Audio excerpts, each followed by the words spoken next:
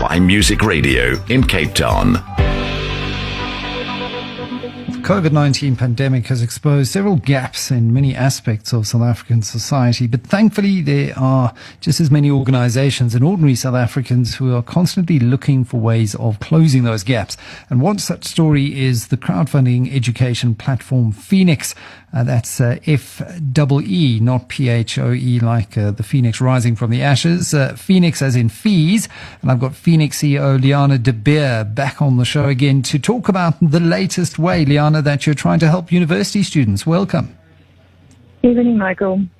Now, you've developed an innovative solution to help students in university in the so-called missing middle. Firstly, just how big is this missing middle in South Africa? So those students who are not poor enough to qualify for government grants or funding, but certainly can't access everything that many of their more well-heeled peers would be able to. So the missing middle group across universities, that number is about 300,000, give or take. It's quite difficult to determine that number, but this is from both NSFAS and the Department of Higher Education that puts that number around 300,000 students each year. Also, apart from the missing middle group, which we know is a group that is really falling between the cracks when it comes to education funding, because like we've mentioned before in the show previously, is the missing middle group is seen to reach for government support, but they aren't rich enough to really afford the high cost of education.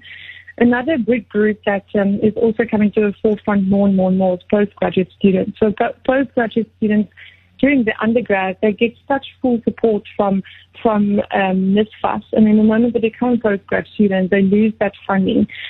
So this group also often doesn't, apart from loans or taking on debt, or maybe the few that qualify for academic excellence bursaries, a lot of these students are then struggling to find access to financing their education. So we, as Feenix, try and support both of these groups through our solutions. And if you look at the digital divide at our universities, it's certainly become a hot button issue thanks to lockdowns, because certain students are able to access the learning management systems and have their own devices, and data costs aren't an issue. And for many others, it is a serious constraint. What does the digital divide at our universities look like? Yes, I think the lockdown in COVID-19 brought a lot of things to the forefront. Our entire world's changed. All of us started working remotely and working from home. And one of the reasons we're able to do so is because we have access to data and the internet. And when campuses and schools closed across the country, what came to the forefront very clearly was this digital divide. A lot of South African students gain access to many resources by being on campus every day. And that might be anything from libraries to internet to networks and all kinds of support resources. So all these campuses closed and students were sent back home, so they lost this access.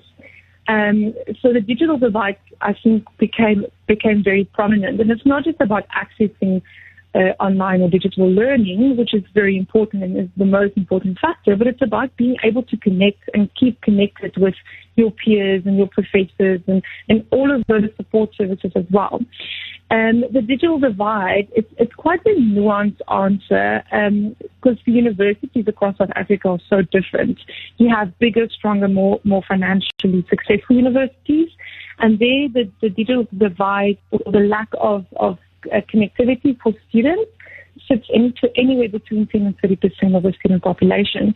But what we have seen over the last month is other universities, smaller universities, historically disadvantaged universities, the number of the student population that do not have access to the internet from home or access to data or devices are anything between 30 and 70% of the student population. So we're sitting with thousands of students that are not able to access online learning to continue with the academic year, which is, of course, a massive problem.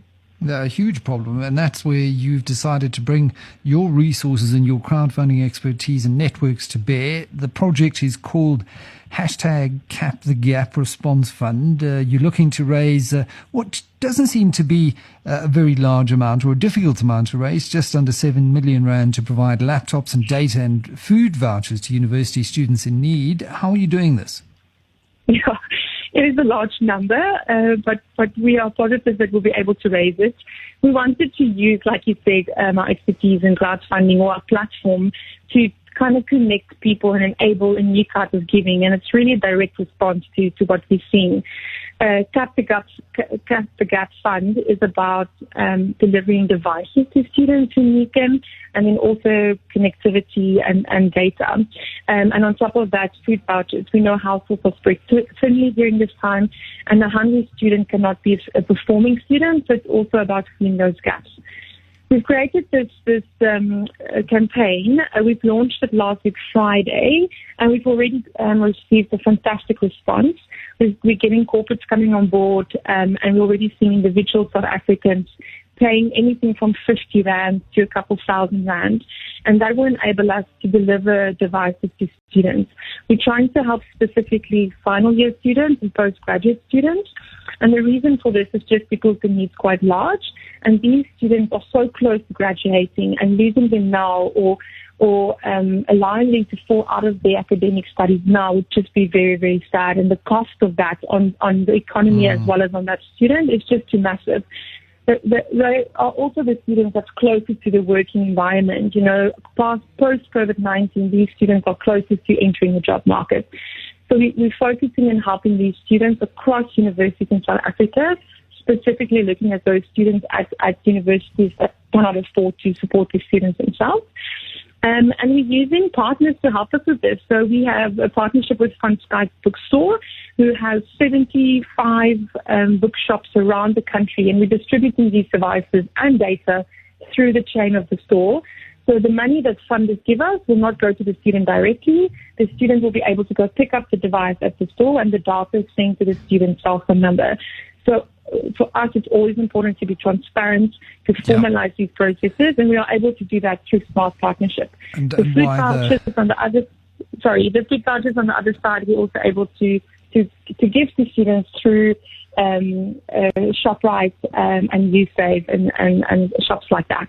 And why I was going to say things like NSFAS have gone so horribly wrong, because you're giving students money to, now that the bottle stores are open, go and drink away. They find a way around those systems if you don't have these kinds of partnerships in place. So if you want to go and support the Feenix Cap the Gap Response Fund, you can go to capthegapfund.org. That was Leana, the CEO of crowdfunding platform